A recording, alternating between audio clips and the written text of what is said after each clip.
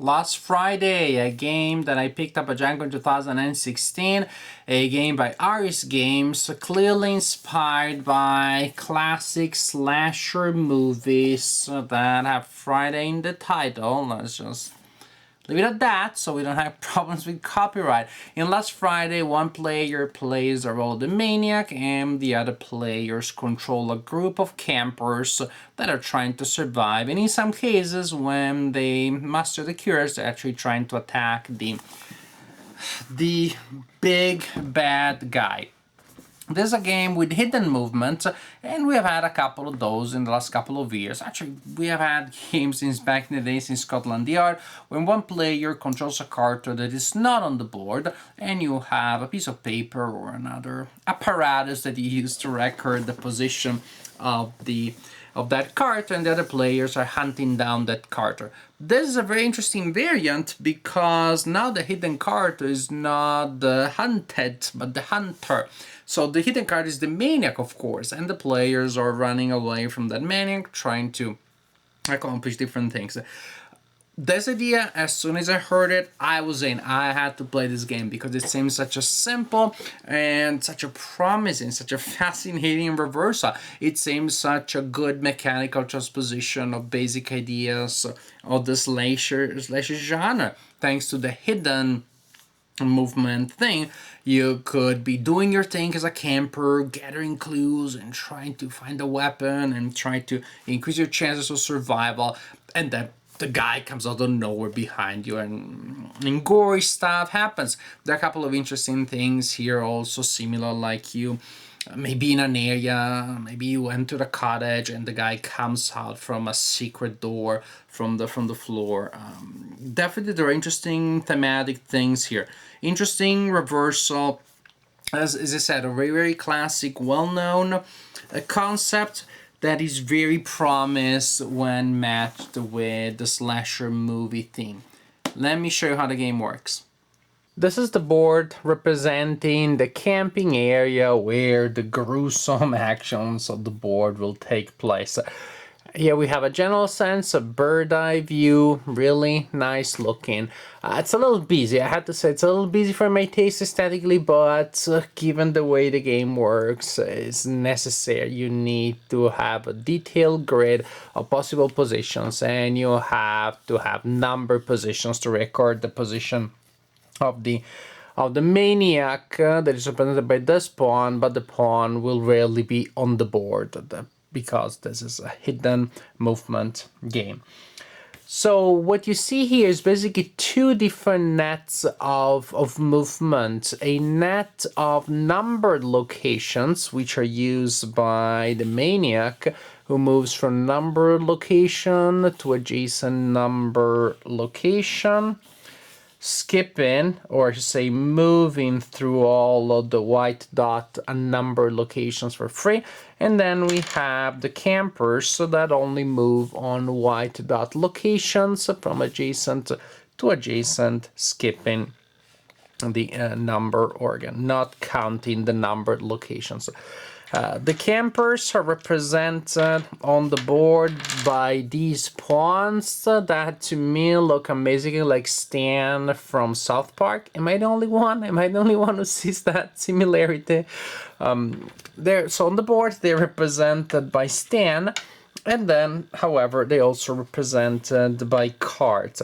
For each pawn, you may have one of several characters. That is, that pawn represents one of three characters. You see a blue pawn there. Then we have three blue characters that pawn may correspond to, may represent.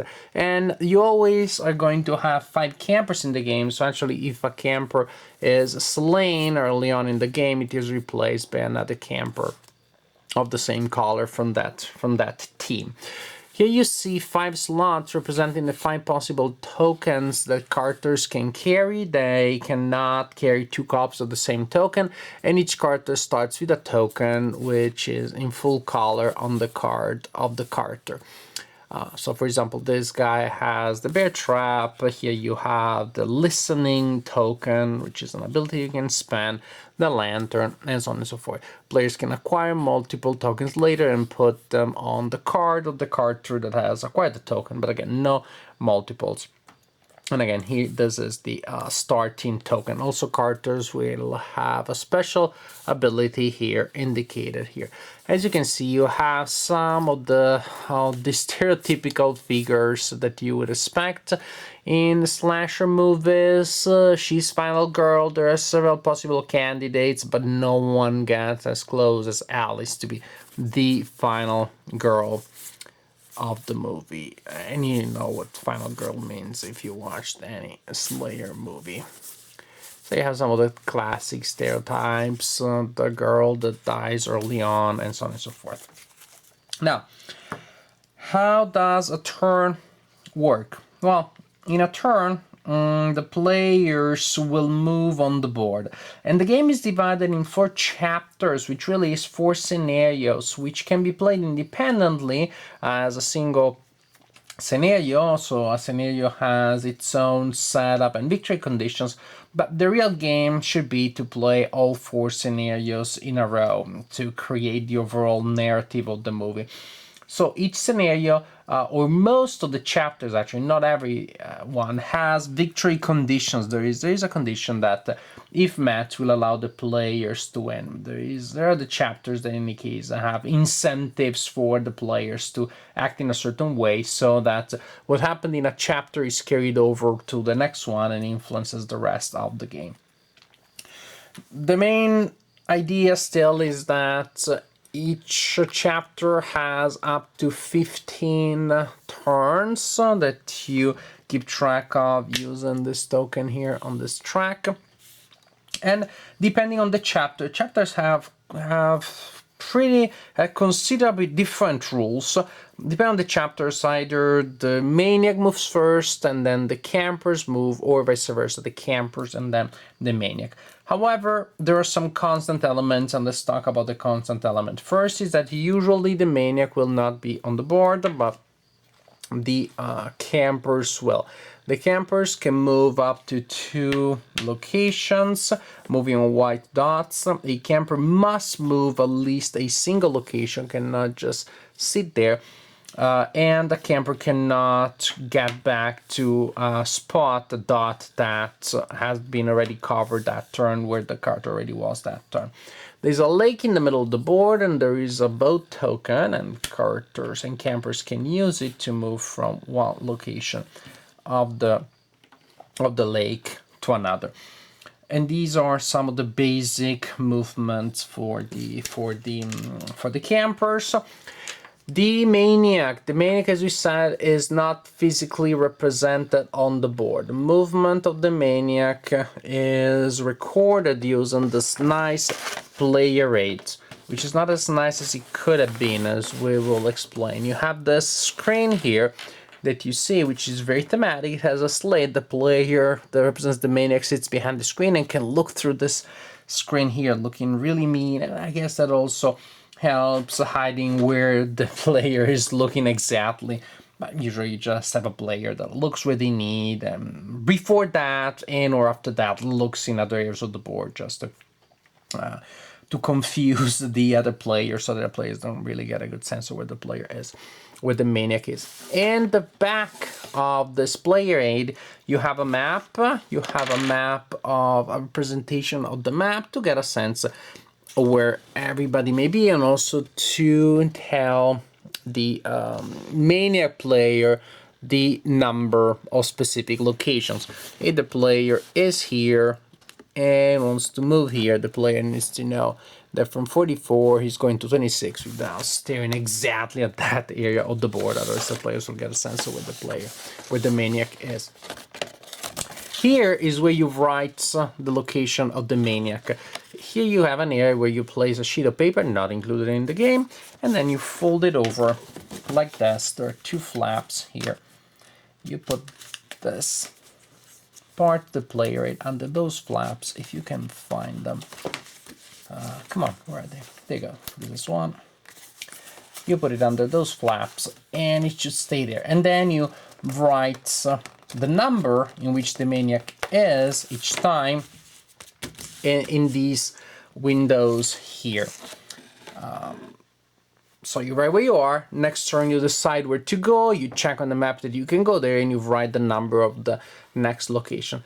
This is a great player aid, or say could be, if there hadn't been a fatal mistake in the making on this. Maybe it's just my copy. Maybe your copies are good.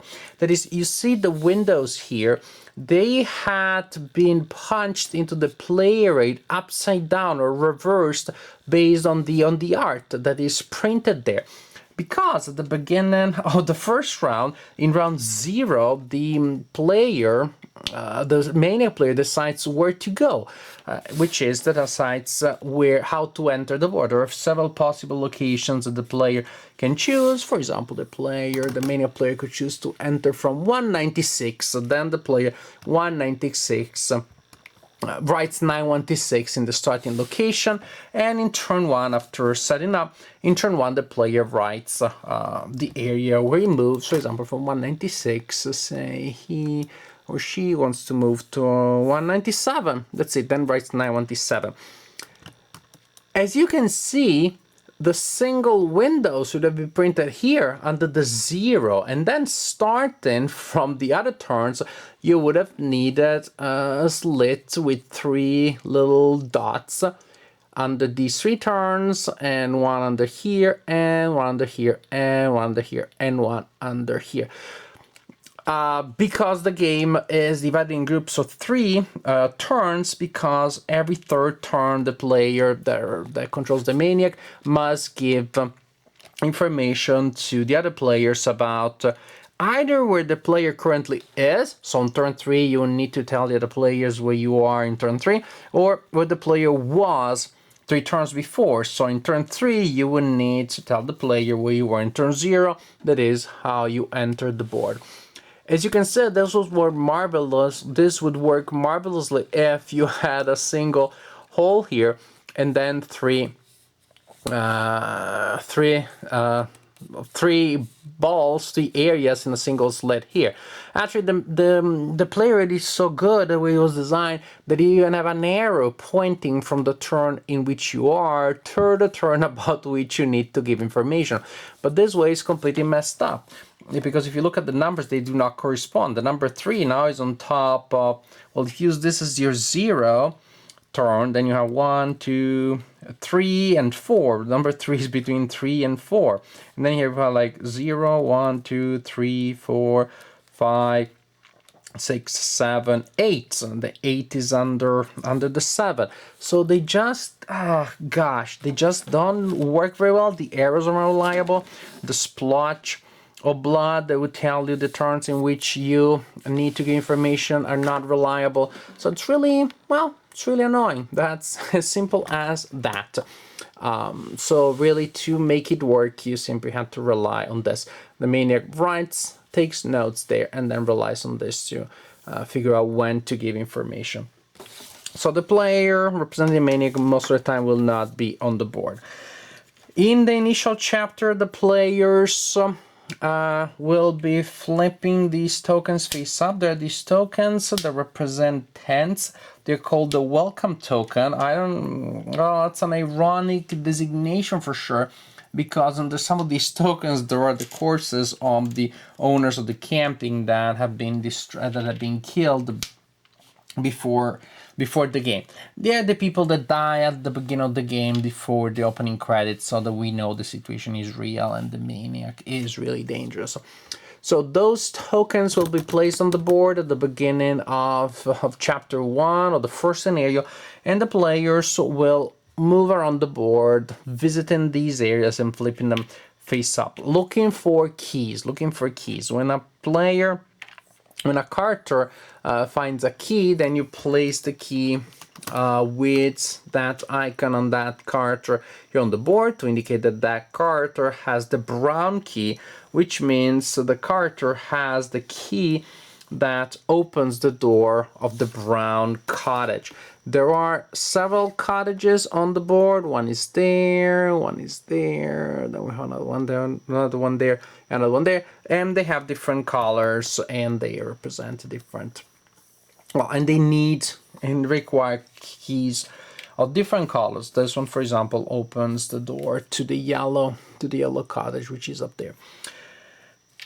If you do, as a player, get there and you have the correct key, then you can open the door to that cottage.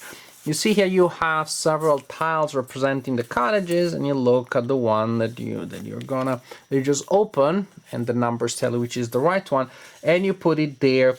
It's called the camper side up. When the campers open a cottage, that's good. They also turn on the lights on. The lights force the player, the Maniac player, to reveal himself, to reveal the position when he enters one of those areas.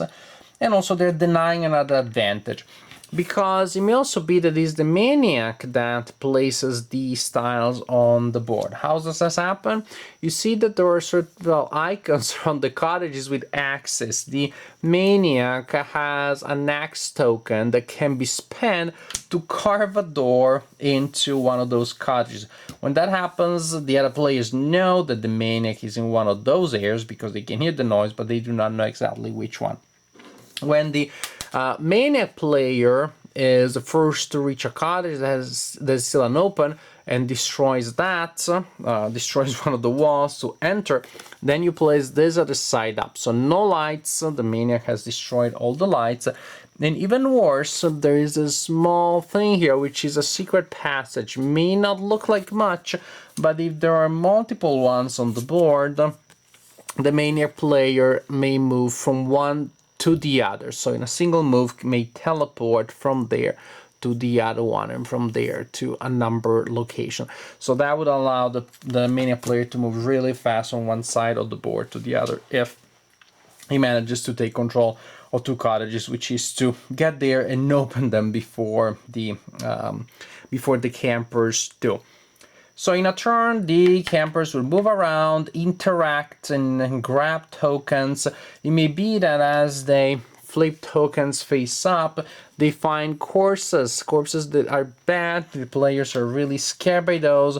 They cannot move through them unless they use a shovel token that allows them to bury the corpse. So then later people can move there. And also they get to remove that from the board.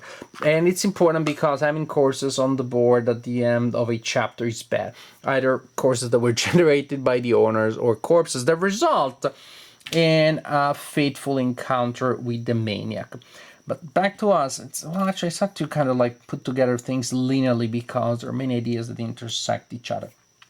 Players move with their campers up to 2 spaces, interact with the tokens, pick up clues that will be dropped on the board, and pick up tokens that they can use later. Lantern give information about the location of the Maniac. Bear traps too. The Maniac wants to move through one of them. The Maniac hurts himself, and you can hear him yell, so you'll get information as to where the Maniac is. The Maniac also gets to move. The Maniac usually only moves from one number location to another, but that's already good because that may allow him to travel through several unnumbered dots. And if the Maniac passes through a camper, in several scenarios like the first one, the camper is gone. The camper is gone. The same happens if the camper unknowingly passes through a Maniac. Maybe doesn't know that a Maniac is in 158, but as soon as the camper moves there, the Maniac player says, well, not too bad, actually now your guy has become a corpse. We remove that from the board. And again, who attacks whom? That's a classic idea slasher movie. That's when a Maniac reaches you or you reach the Maniac, you would become a corpse. That's a classic idea, but this does not apply to all chapters. In chapter 1, you have this. The players just arrive to the camping, and there are all of these tents that need to be explored. And they are looking for keys for the cottages and trying to take control of as many as possible, because in scenario 1, a cottage is a safe location. Once a player gets in there, a cottage can hold up to 2 campers, and you're trying to have as many of those safe in there as possible. If they are all safe in there, the players controlling the campers win. If the Maniac gets to kill them all, the Maniac wins. In most cases, you will have an intermediate situation, so you will move to chapter 2. Some of the campers have been killed, some are safe, so you move to chapter 2. At the end of each chapter, incidentally, you count how many terror points the player controlling the Maniac scores, and that is based on the number of corpse tokens on the board. You also have safety points for the campers generated by the cards that were not killed. You subtract safety from terror, and you have a number of points that will benefit the Maniac. Actually, if safety is higher than terror, then the campers get a benefit. But interesting, it's interesting to talk about what happens when the Maniac gets more terror points than the campers get safety points. Then the player gets to recover these tokens that the Maniac can use, and they're extremely powerful, and the player, after using them, can recover them by using terror points. Again, the difference between terror points and safety points tells us the number of these tokens that can be used. These tokens are very powerful. Shadow, for example, allows us to confuse the campers as to the location of the Maniac. This gives the Maniac an extra movement. Also, the Maniac side can move from location, from cottage to cottage using secret passages. If he builds them once per turn, the Maniac can swim through the lake. There are various things here that can happen. But back to us. Chapter 1. The Maniac is trying to kill them all. Eugenio says, got to catch them all. Chapter 2 is day now. New campers come from here, replacing the ones that died, and try to catch the Maniac. And, well, again, then if they kill him, that would be... And in this scenario, if they move on to the Maniac, or the Maniac moves on to them, the scenario is over and they kill the Maniac. Unfortunately, there aren't really many significant incentives here, and this is a problem that we have had. If you're playing the scenario as a one-shot scenario, then it's pretty simple. You catch the Maniac, you win the game, so the Maniac has no incentive to be caught. If you're playing this as part of the campaign, you're playing the 4 chapters one after the other, this is a scenario where, at least how we played, maybe we're missing something. Let me know if we missed something. It seems to us that it's good for the Maniac to be caught, because if the Maniac just runs away, the players get all the time that they want to open more cottages. That sets a very strong line of defense for them. They have the time to pick up tokens, to collect resources, to set up their traps, to set up lanterns that will give information to them about the location of the Maniac. They just get a lot of good stuff. They get to set up the board, so that then when the third scenario starts, they're in a very strong position. And this is if the Maniac survives. That if a Maniac commits suicide, bumps into one of them early on, there are some small disadvantages that the killer has to face, but not nearly as much as the advantages that the players would get otherwise. Second chapter, played as part of a campaign, to us was a big problem, a really stumbling point, because the mechanics seem to run completely counter to the theme, and to make the scenario almost unnecessary. Our Maniac all of a sudden turned into a suicidal, maybe felt very guilty, maybe that's the idea. But it was super quick, because as soon as we all realized together, Campers and Maniac, that it was in the Maniac's best interest to die mechanically, then that is what happened. In scenario 3, it's night again. Things are as they should be. That is, the maniac is following our campers and trying to kill them. But now one of the campers from the previous scenario is called the predestined. Oh, this is the predestined that used to replace one of the previous campers. It's Final Girl. They called it a predestined because they wanted to make it gender neutral, but in slasher movies, this is Final Girl, the one that if the maniac manages to kill, the maniac will win the game, but also is the only one that has a chance of winning, of killing the maniac.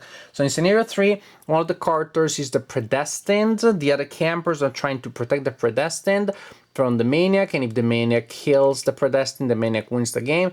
Chapter 4, the predestined, with the help of the other campers, is trying to catch the maniac. So this is the back and forth of the game, but the overall concepts are the same.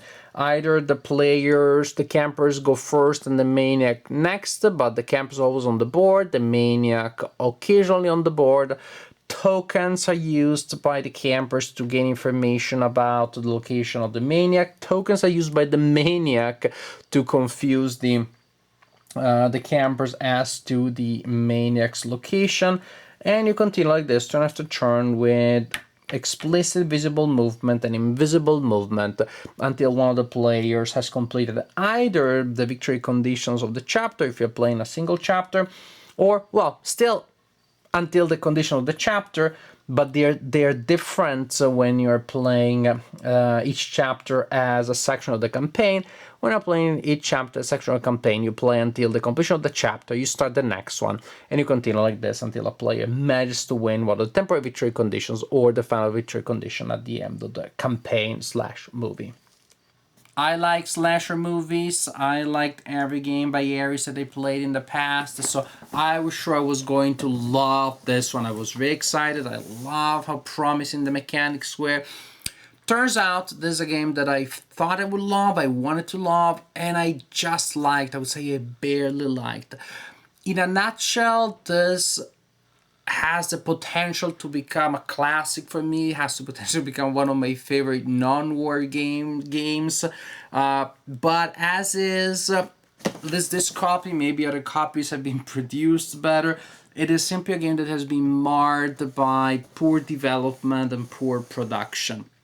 The player rate that I showed you, again, maybe it's just my copy, maybe your copy was punched correctly, but my copy, well, makes the job of the maniac much harder. At the beginning, we're confused, but the maniac was more confused. I explained the game, and the maniac was like, well, but which turn should I exactly tell you where I was? I was like, it's simple. Because I had to look at the rule book. Look at the arrow. The arrow tells you where to go. And the guy was like, well, but the arrow points exactly between two turns. I was like, that's crazy. Did you have too many beers? And finally, we solved the conundrum. So that alone makes the game less smooth than it could be. And then the rules seem smooth enough, seem strong and solid enough. There isn't any glaring error in them. The problem is that as soon as you start playing, you start seeing cases that are not entirely covered by the rules. Some language that seemed pretty intuitive when you were just reading the rule book does not seem as intuitive when you play the game. For example, certain effects that the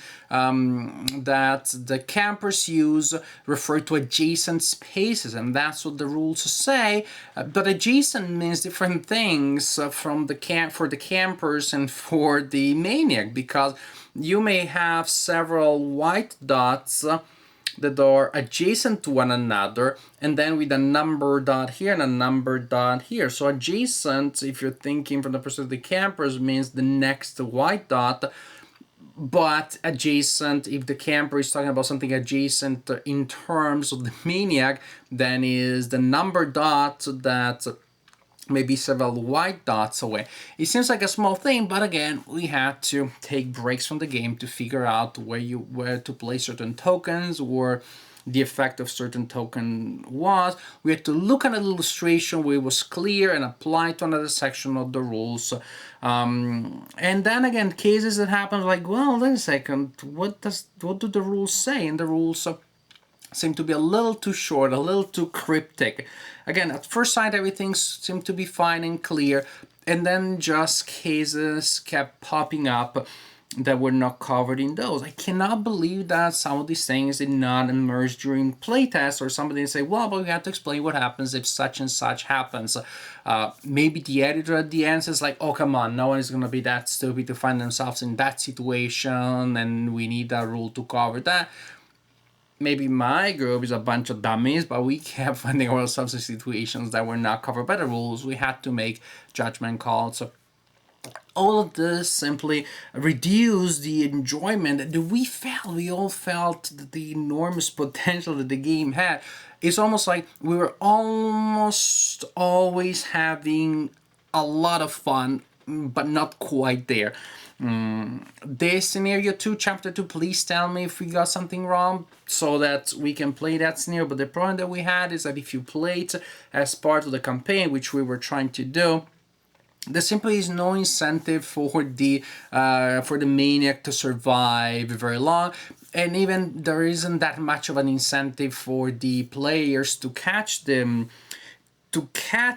killer, because if they do, the advantage they get is not nearly as much as they would if they ignore the killer totally, completely, and they spend the chapter setting up the board and preparing their defense for the night. That is, whether you kill the maniac or not should have a huge effect. If the maniac that is going to attack you in turn 3 is a survivor or a zombie, that should have an effect. There should be a huge penalty on the maniac if he's killed. A huge advantage for the campers if they kill him. This is not the case. So you have a scenario that there feels like a bridge between the other chapters and doesn't really do much. And when you have 4 scenarios in a campaign and one of them doesn't affect the following ones in any relevant ways, probably shouldn't be there. Also, classic Hollywood movie has 3 acts, so I also know why we had to have 3. Probably we just forget the second scenario. We change it into a sort of like extended setup for the third act, what now is the third, which is the second night. So you have a night when the first generation of campers is slain, a second night when some new campers come to replace the old ones, and they still have to fight and protect themselves, to protect the predestined against the maniac. And then you had the morning after, when finally final predestined goes against the maniac. Probably the game would benefit if the campaign was only 3 days. And actually, I'm sorry that I'm droning on all the things that I didn't like about this game. Overall, we enjoyed it. It's just that we were always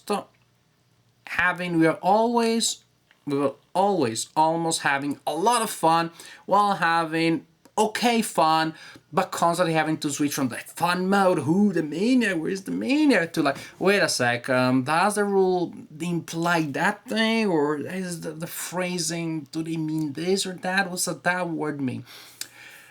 The granularity of gameplay was not covered appropriately by the rules, so plus that production problem there tells me something happened between when the design was sent to the publisher and when the design came out of the printers. It is a game that I hope gets fixed. Probably players will be able to find different victory conditions, way of tightening up the scenarios, making the overall campaign better. I want to like it. I do not dislike it entirely, but my expectations, and I see the potential, to me, the potential in this game is so immense that the sense of what could have been overwhelms greatly what I actually had, what I actually experienced. I like so many things about this game. I like the theme, I like the humorous treatment of the characters and the stereotypes of slasher movies in the art. There is a tongue-in-cheekness there. And again, I think that the mechanics are really strong. The mechanics with, simple movement on the board versus a simple linear hidden movement with some interesting possibilities for extra movements here and there with some interesting special abilities triggered in various situations. It really sounds like a solid, good original idea that somehow was not cooked enough, did not go through enough of a detail polishment as it could have. My group did not enjoy it nearly as much as we wanted to, but we all had the sense that there's a great, maybe even a fantastic game in here. There is just more polishing that could have been done. I hope more developments is done, and it can be easily fixed with the exception of our mispunched player aids. I don't know that can be fixed all that easily unless they send us a replacement.